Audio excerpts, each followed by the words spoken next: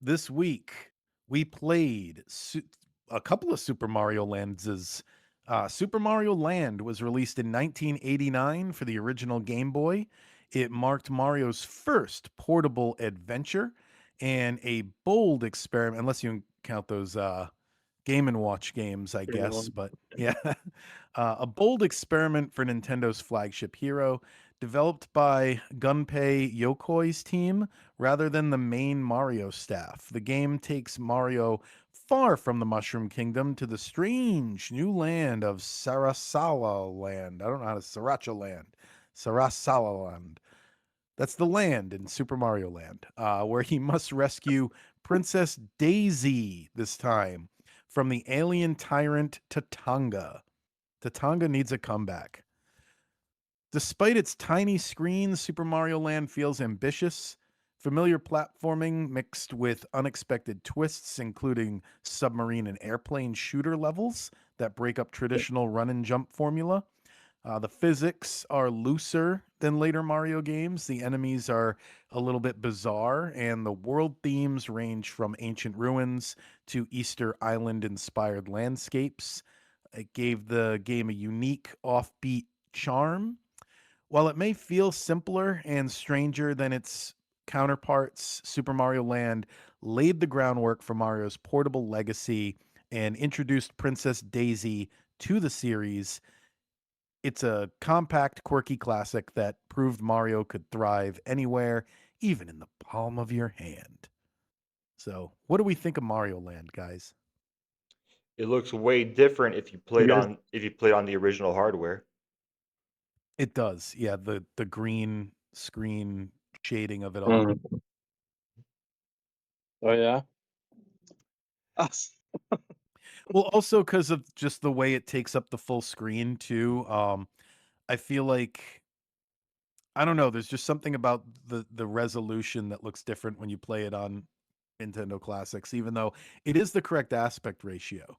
There's just something about that green blurry screen that makes it you second guess your jumps a little more. Right. Is that's where like my memory like first goes. Of course, I was a little bit too young to like enjoy the actual launch title of it, but I can remember having the old Game Boy. I can remember having this game and playing it on the old Game Boy, and it's just like it's an iconic game. It's a launch title for the Game Boy. Miyamoto's not a part of it, and it's like just fits so interestingly in the middle of what I imagine of what the NES Mario was, and then what we Mm, see changes in Super Mario Land 2 and then with Mario Beyond, because I think this is somewhere around this time. This is where Nintendo finally decides like Mario is our guy. He's it. And yeah. Mm. and we have to market the games around the Mario character, which is why you see such a big jump between Mario Land and Mario Land 2. Really unique mechanics in Mario Land, like the flying fireballs that just kind of like they just kind of like Yeah, Yep. fly they're everywhere. like cannonballs. Yeah, I It's like a think bouncy ball. Yeah. I think 12 levels is pretty reasonable for a size of Game Boy game for that time. And the and Mario in a plane shooting enemies made me think of a Mario Cuphead game automatically. Yeah. 'Cause I was thinking, oh, like what if Mario had a shoot 'em up? That would be interesting. so uh Kevin, we ranked 2D Mario games, but I couldn't find the episode. I couldn't find it in our SEO. I Hmm. I think both of these games were either B tier or C tier. And I couldn't remember because I know we only had two games in D tier, which were Super Mario Run, the application, and then New Super Mario Brothers 2, which is like I guess iconically just not a good Mario game. Um, but regardless, So you guys had a lot of nice things to say about it. So that's good. You don't well, like Mario Land? I don't like Mario Land that much, but I think it is a very important Mario title. That's what I'll say. It's a very important Mario title. I do remember playing it on the Game Boy when my brother went in the service and let us borrow his Game Boy while he was away. And when it clicked back to me was when I got to the first boss and that horrible sound when you hit the boss went off. Mm. I went, "Oh, yeah, I remember that."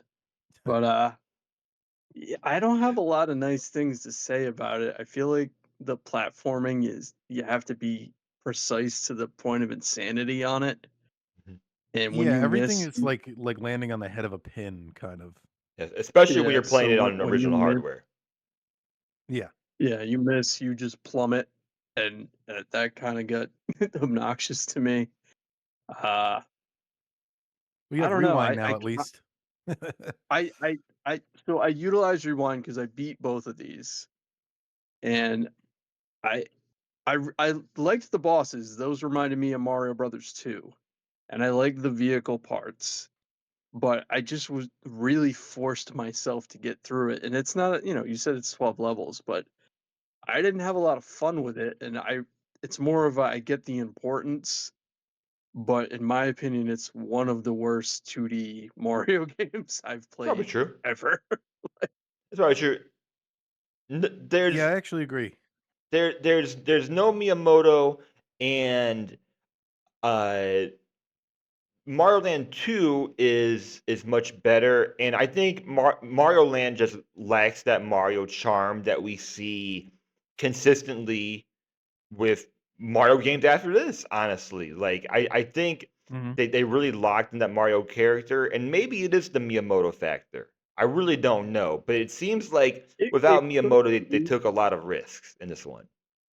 It seems like a because proof of concept, really. It seems like the type of thing that you eventually, when you play the real game, you look back and you're like, oh, look at the like early concept footage they had. They played it at E3 2 years yeah, before the yeah. game was revealed. You know? So yeah, the thing I will say for both of them, and it's a Game Boy thing, is they both suffer from that the world moves around your character because the screen is so small, and I think that adds a difficulty to the platforming too, because it just threw me off when I was trying to land. But again, that was a Game Boy thing, so that's not anything you can remedy now. But Mhm. I feel like you can also see the Game and Watch is yeah, not in the it's not too far in the rear view mirror when they're making this. Like a lot of like when the blocks fall or stuff, like yeah, it doesn't look like it's completely part of the environment correctly. So yep. that's kind of cute watching them learn how to develop on the Game Boy. I'm assuming this is the Game Boy is coming out. We need a Mario game. It is Yeah. Well, they is wanted what to it was. package it with the Game Boy. Have you ever heard that story? And I don't remember any of the names involved, but like it's kind of like a famous Nintendo story where they said if you want to sell when they were trying to figure out how to market the Game Boy, he said I don't know who he is. If you want to sell the Game Boy to boys, pack it with Mario. If you want to sell it to everyone, package it with Tetris. Texas, with Tetris. Yeah, and that's why they went with Tetris because they were trying to sell it to everyone. Which was the better move, Yeah. honestly. So, I but was yeah, I hope mean, yeah. I wish I enjoyed it more than I did. So, I was hoping the story was gonna Oh, yeah. end with with like, oh, they want to sell it separately, and then Reggie comes in and is like, no, we have to package it together. That's who the not hell are happening again. you? You don't work here yet. That Uh, original Game Boy box art is so cool. I'm talking about the system where it's like all oh yeah. futuristic. But anyway, Mm. Yeah. uh, yeah. Are we going on to the next game, This or are we this ranking? I don't even Mario remember. Land Let's. is 91 for me. and Okay. it is. Oh, I didn't check this part. I think it's the low. I think it's the lowest Mario platformer. It's not the lowest Mario game. No, it's not. It's the lowest Mario platformer on my list. Okay. I had it at 55, which puts it right above Tetris on the NES, but Oh, Well, speaking of it's below which, Game Boy Tetris because I don't know if anyone remembers. I prefer Tetris on Game Boy. But anyway, it puts it above Tetris, NES Tetris, and below Sega Genesis Ghouls and Ghosts.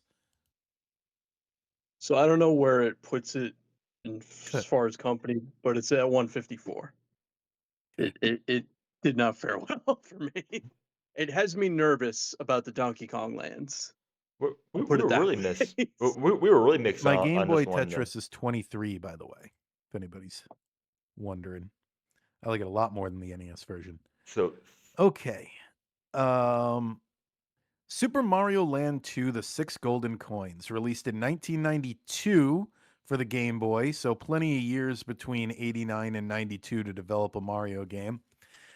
It's a major leap forward from its predecessor, one of the most polished games on the handheld. This time, Mario returns home to find his castle has been stolen by his jealous rival, Wario, who has locked it away using six golden coins scattered across Mario's world.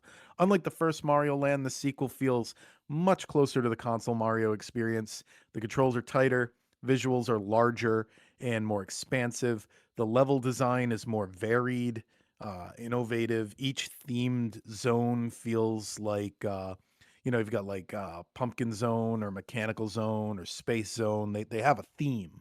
It's got its own personality, culminating in a showdown that officially introduces Wario as one of Nintendo's most endearing characters. So, first one gave us Daisy, this one gave us Wario.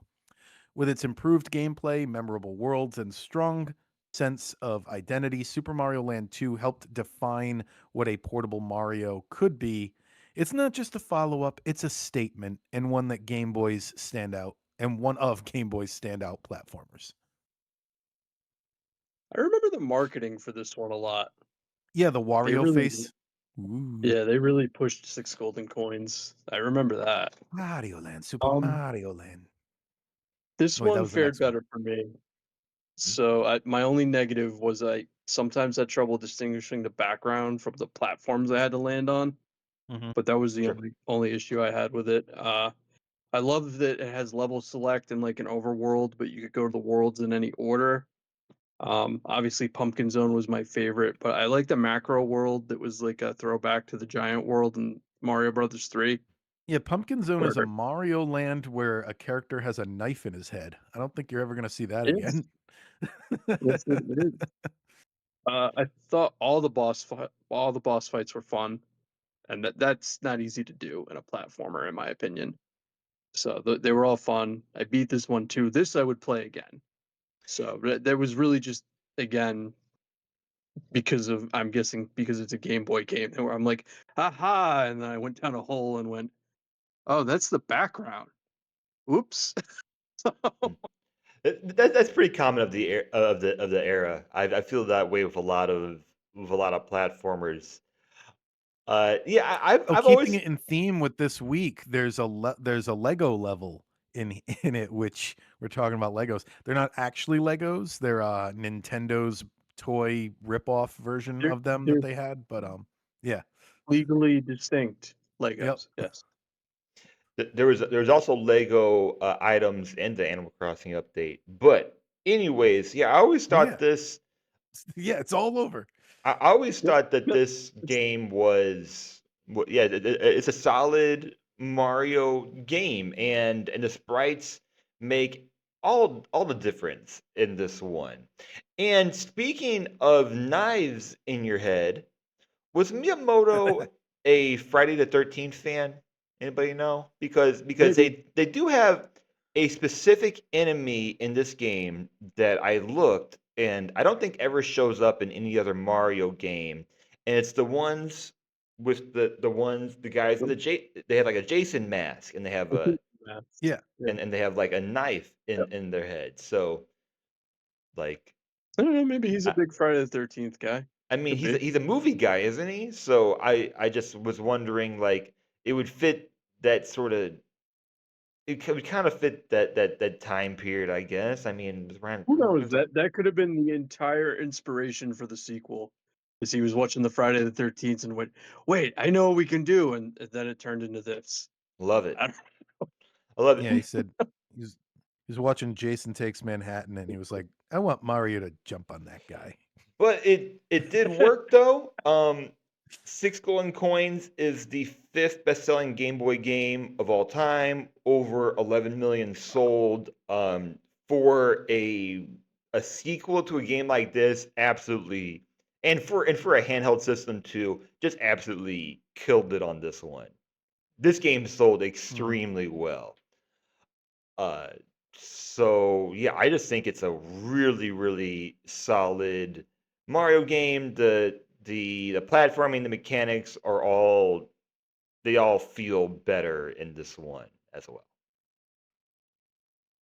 Yeah, Harrison, you talked about how we had ranked Mario games, but if you go all the way back to Sean and I's very first episode, I think I listed this as one of my top 5 Mario games. We did a top Yeah, you 5 in that. absolutely did. Yeah. So, I don't know if I ranked it that way this time, 'cause, maybe time has worn it away a little bit. I ranked it at number 34, which puts it, let's see, right below Jet Force Gemini, right above Sonic the Hedgehog 2. Eat it, Sonic.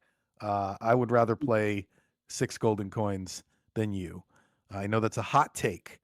Um, and yeah, there's a bunch of Mario games above this, but not platformers. It's stuff like Mario Party, um, Super Mario Brothers 3, 2, the main ones are above it. So yeah, it has slipped out of my top 5 since those days, but it's still a favorite of mine and in my top 50 games on the list so far. I have it at 58. So yeah, Okay. yeah. I So enjoyed it. Yeah, go ahead. That's all. I enjoyed it. I That's all. enjoyed it. Yeah, I enjoyed it. It's still got to 103 because there's a lot of stuff ahead of it. I enjoyed it more, but no, It's just very I'd play basic. the Yeah. I'd play this again, and this one clicked with me more, and I kind of got why they pushed Mhm. it so hard and why why it sold 11 million copies because it's like I can't see justifying. Well, you have a Game Boy for a couple years, you need to play Mario Land 1. It's like, no, just skip that. Go right to Yep. 2. It's the That's the perfect one to play. casual game for, like, sometimes if you're like, I've had my Switch at, like, an airport, or I've had my Switch in a waiting room or something, and I'm like, you know what? I bet I could play. I've done it with Star Fox.